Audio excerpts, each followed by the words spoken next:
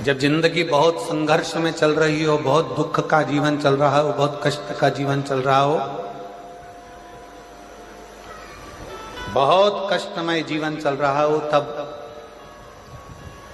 शमी के 5 पत्ते, शमी के 5 पत्ते एक दुर्वा के साथ एक अक्षत चावल का एक दाना, वो भी हल्दी में भिंगोया हुआ हो या केसर में भिंगोया हुआ हो, शमी पत्र 5, एक दुर्वा, एक चावल का दाना, जो दिल से हृदय से बेलपत्री के वृक्ष के नीचे पार्थिव लिंग का निर्माण कर कर मट्टी का शिवलिंग बनाकर प्रदोष काल में, मतलब शाम के समय पर शिवलिंग बनाकर उस पे जल चढ़ाकर, जो ये 5 शमी का पत्र, एक दुर्वा और एक चावल का दाना, अपनी कामना कर कर, जो दुख चल रहा है बाबा से विनय कर कर एक एक पत्ता जब समर्पित कर दे, फिर एक दुर्वा समर्पित कर दे, फिर एक चावल का दाना समर्पित कर दे और बाबा का वहीं पर पुनः विसर्जन कर दे, 3 महीना तो जाने दो, 15 दिन के अंदर वो दुख कटता जरूर है, चाहे कोई भी दुख, किसी भी तरह का दुख क्यों न। एक बेलपत्र के वृक्ष की परिक्रमा करने वाले को हजारों अश्वमेध यज्ञ का फल प्राप्त हो जाता है, हजारों अश्वमेध यज्ञ का फल प्राप्त हो जाता है। उसी तरह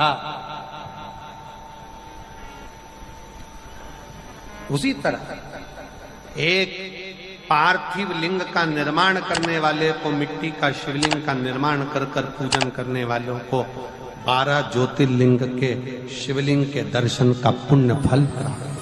बहुत ध्यान लगाकर सुनिएगा। एक बेलपत्री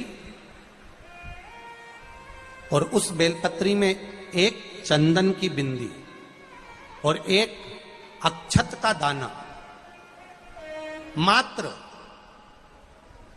रखकर भी अगर शिवालय पर चढ़ा दी जाती है, एक बेलपत्री, एक चंदन का बिंदी, और चंदन फिर निवेदन करेंगे आज के जमाने में तुम लोग सब घिसा घिसाया, पड़ा पड़ाया, डब्बी का सामान ले लेकर, वो नहीं, चंदन की मुठिया रखो, थोड़ा सा भी घिसो, जरा सा भी घिसो, उसकी एक बिंदी और एक चावल का दाना, जब हम भगवान देवादिदेव महादेव को समर्पित करते हैं, अपनी कामना कर कर समर्पित करते हैं, तो निश्चितता है, पुराण की कथा कहती है, शंकर भगवान उसका फल शीघ्र प्रदान कर देते हैं। भले आपने कुछ करा ना करा, उसका फल तुम्हें मिल जाता है। में जाना, लोटा भरकर जल समर्पित करना, और कभी तुम्हारे जीवन में अगर तुमको लग रहा है कि मैं दुखों से पीछा छूट ही नहीं रहा, तब उस जगह पर बेलपत्री के मध्य भाग में पीला चंदन, ये जो पत्ती है और ये 2 पत्ती हैं, ये बड़ी पत्ती और ये बीच की जो 2 पत्ती हैं, इसके बीच में जो डंडी का भाग रहता है, जो बीच में डंडी का जो भाग है, बड़ी पत्ती और ये 2 छोटी पत्ती के मध्य में जो डंडी का भाग है, उस डंडी के भाग में पीला चंदन और एक अक्षत पीला, शंकर भगवान को आप अगर प्रदोष काल में समर्पित कर रहे हैं, तो ये निश्चित है कि धीरे धीरे कर कर वो दुख समाप्त होगा, वो दुख कटेगा ही। प्रगट वर्णन किया गया शंकर भगवान की आराधना में, शिव की आराधना में, जब तुम्हें लगता है कि तुम्हारा व्यापार नहीं चल रहा, कोई तुम्हें धोखा दे रहा है, लक्ष्मी नहीं आ रही, बहुत चिंता में पड़े हुए हो, बहुत टेंशन में जिंदगी चल रही है, बहुत बीमारियां तुमको घेर ली है और चारों तरफ अंधेरा ही अंधेरा नजर आ रहा है, तुमने विचार करा अब मैं तो मर जाऊं तो अच्छा, मैं सुसाइड कर लूं तो अच्छा, मैं मर जाऊं तो अच्छा, तो मरने से पहले एक काम कर कर देखना, शंकर भगवान की आराधना कर कर देखना, शिव पर एक लोटा जल चढ़ा कर देखना, और ज्यादा चिंता, ज्यादा टेंशन हो तो बेलपत्री के जड़ को घिसकर उसका चंदन बनाकर शंकर को लेपन कर कर उसकी भी आराधना कर कर देखना कि बेल चंदन का फल क्या। बेलपत्र, एक बेल, ये कोई साधारण नहीं, एक बेलपत्र एक बेल, ये कोई साधारण नहीं,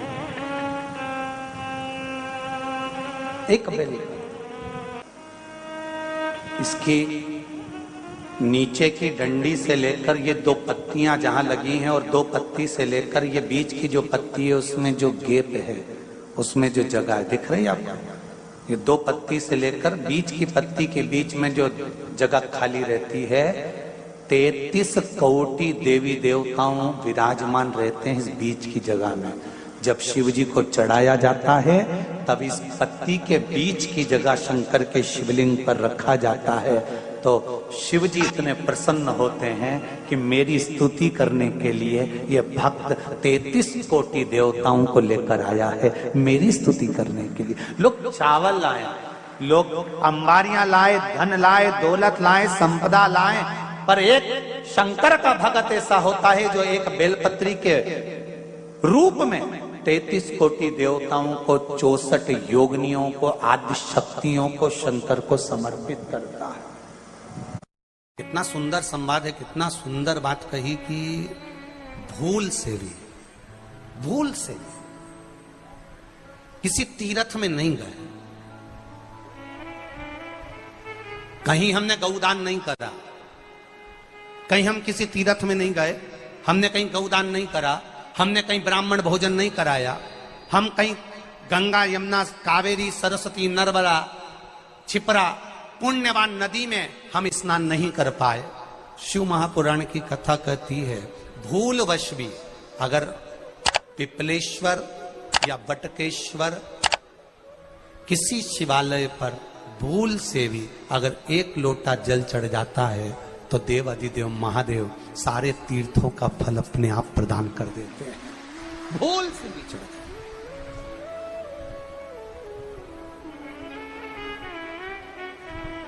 एकांतेश्वर महादेव किसी तीर्थ में नहीं गए, कहीं हमने गौदान नहीं करा, कहीं हम किसी तीर्थ में नहीं गए, हमने कहीं गौदान नहीं करा, हमने कहीं ब्राह्मण भोजन नहीं कराया, हम कहीं गंगा यमुना कावेरी सरस्वती नर्मदा छिपरा पुण्यवान नदी में हम स्नान नहीं कर पाए। शिव महापुराण की कथा कहती है भूलवश भी अगर पिपलेश्वर या बटकेश्वर किसी शिवालय पर भूल से भी अगर एक लोटा जल चढ़ जाता है तो देव अधिदेव महादेव सारे तीर्थों का फल अपने आप प्रदान कर देते हैं। भूल से भी चढ़ जाए।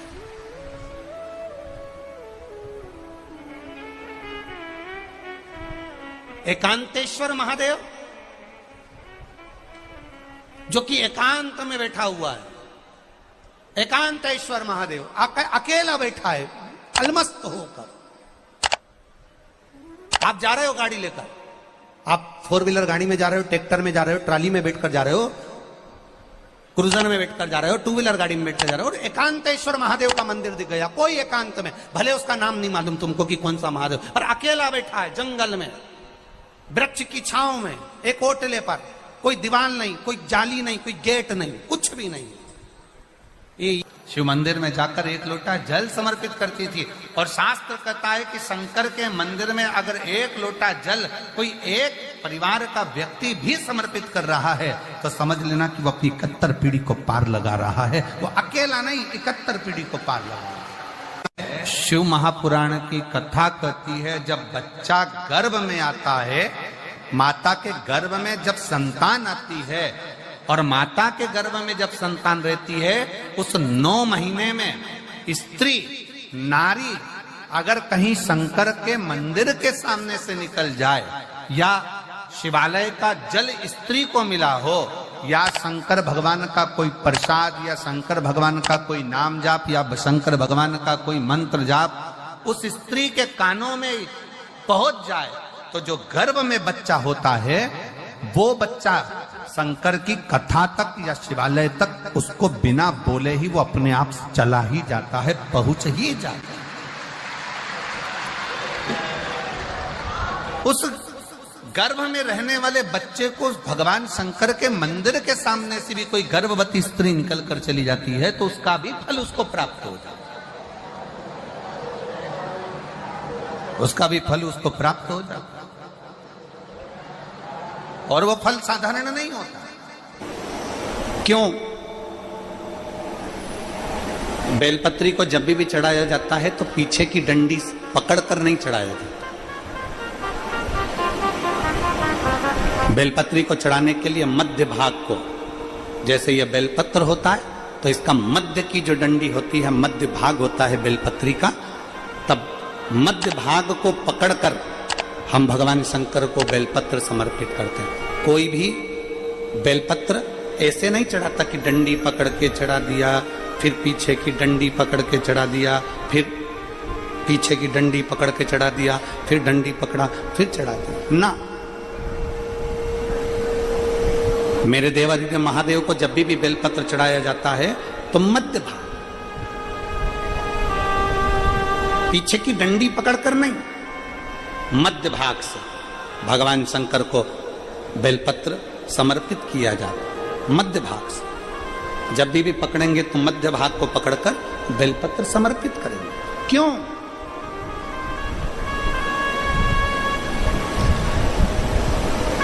क्योंकि हमने भगवान शिव को मध्य भाग पकड़कर इसलिए समर्पित करा कि ये केवल बेलपत्र का मध्य भाग नहीं है मेरे शंभू, मेरे हृदय के मध्य भाग को मैं आपके चरणों में समर्पित कर रही हूं। मेरा दिल, मेरा हृदय, मेरा चित्त मैं आपको दे रही हूं। मध्य भाग एक विश्वास के साथ दे रही हूं। इतनी सुंदर बात नंदी ने कही है। नंदी ने ये बात जो कही वो वास्तव में बड़ी सुंदर है कि मान लो यदि कोई कार्य तुम्हारा हो नहीं रहा और पूरी दुनिया में तुमने कर देख लिया, बहुत प्रयास कर देख लिया, तो भी वो कार्य अगर तुम्हारा नहीं होता, तो फिर एक काम करो कि शिव की स्तुति करो, शंकर की स्तुति, शंकर का गुणगान, शंकर की भक्ति, शंकर का स्मरण।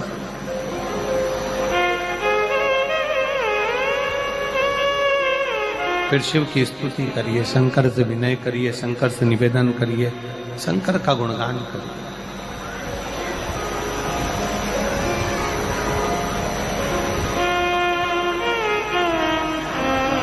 पर भगवान की भक्ति होती कब?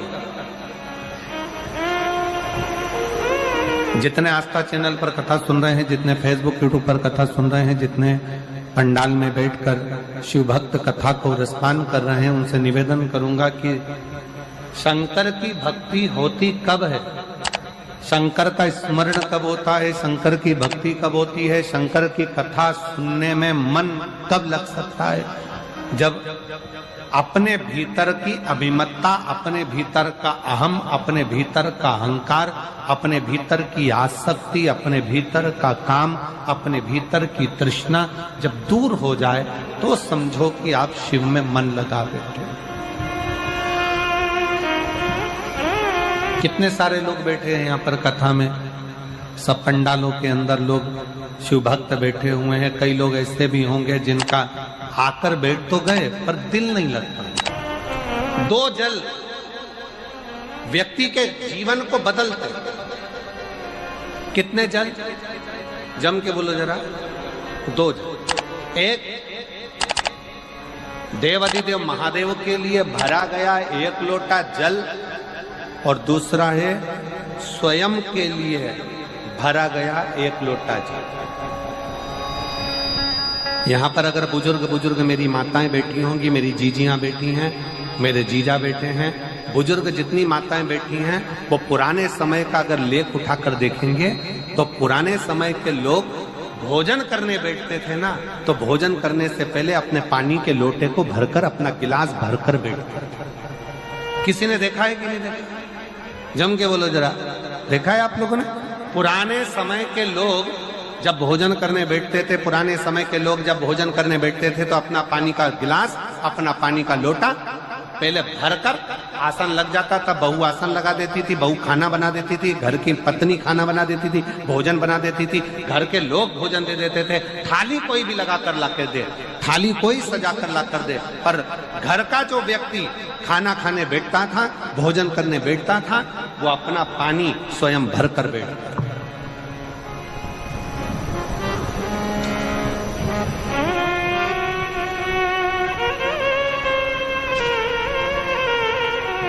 आज के जमाने में दुनिया के लोग कहते हैं मैं दुकान चला रहा हूं, दुनिया के लोग कहते हैं मैं घर चला रहा हूं, दुनिया के लोग कहते हैं मैं ये कर रहा हूं। तुम अपना खुद का पानी भरकर तो बैठ नहीं रहे और कह रहे हो कि घर चला रहा हूं। स्वयं का एक गिलास पानी व्यक्ति नहीं भर पा रहा। कितना सुंदर कहा है महाराज जी। बहुत सावधानी से सुनिएगा। दो जगह का जल व्यक्ति के जीवन को बदल देता है। एक शिव के लिए भरा गया जल और दूसरा स्वयं के लिए भरा गया जल। स्वयं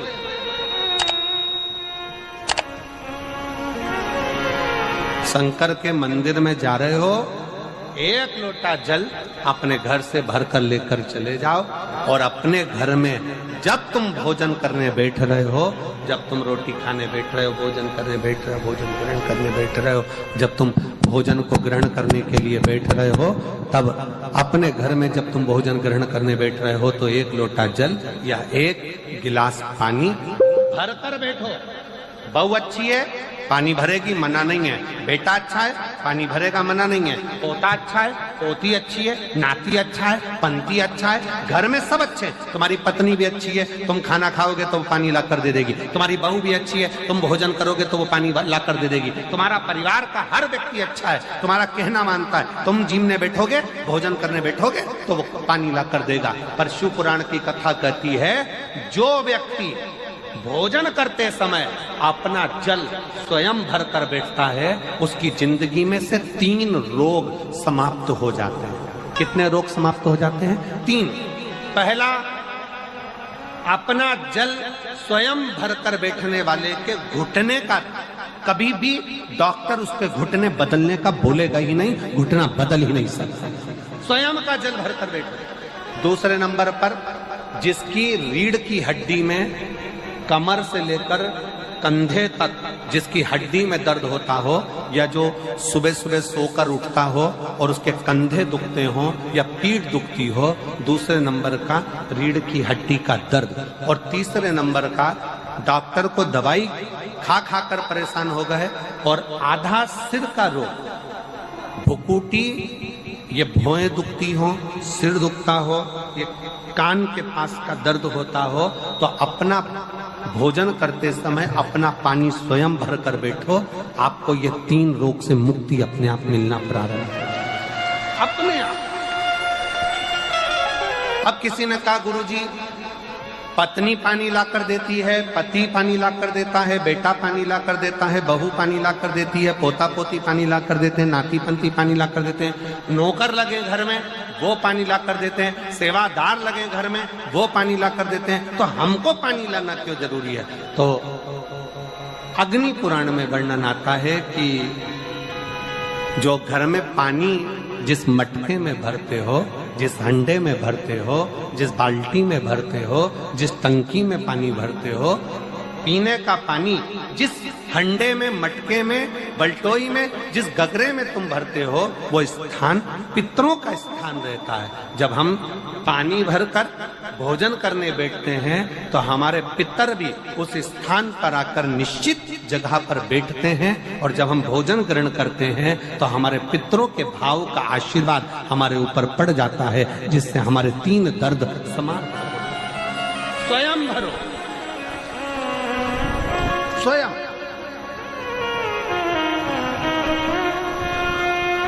अब आज का जमाना इतना विचित्र है कि नौकर चाकर, परिवार, घर इतना बड़ा हो गया। आज के जमाने में कोई सोफे पे से उठना पसंद नहीं करता, वहीं से हवाई लगा देते हैं, ला मेरा भोजन लगा दे, रोटी लाओ। रोटी आई तो मालूम पड़ा पानी ला कर रखा बहू ने। वो बहू ला देगी, बहुत अच्छी है, बहू बेकार नहीं है, बहुत अच्छी है, बेटी बहुत अच्छी है, ला देगी पानी, भोजन भी लाएगी, पानी भी लाएगी, सब कुछ लाएगी। पर पहला फर्ज अपना है, जब तक शरीर चले, पांव चले, हाथ पैर चले और तुम पलंग पर नहीं पड़े हो, तुम्हारा शरीर अगर चल रहा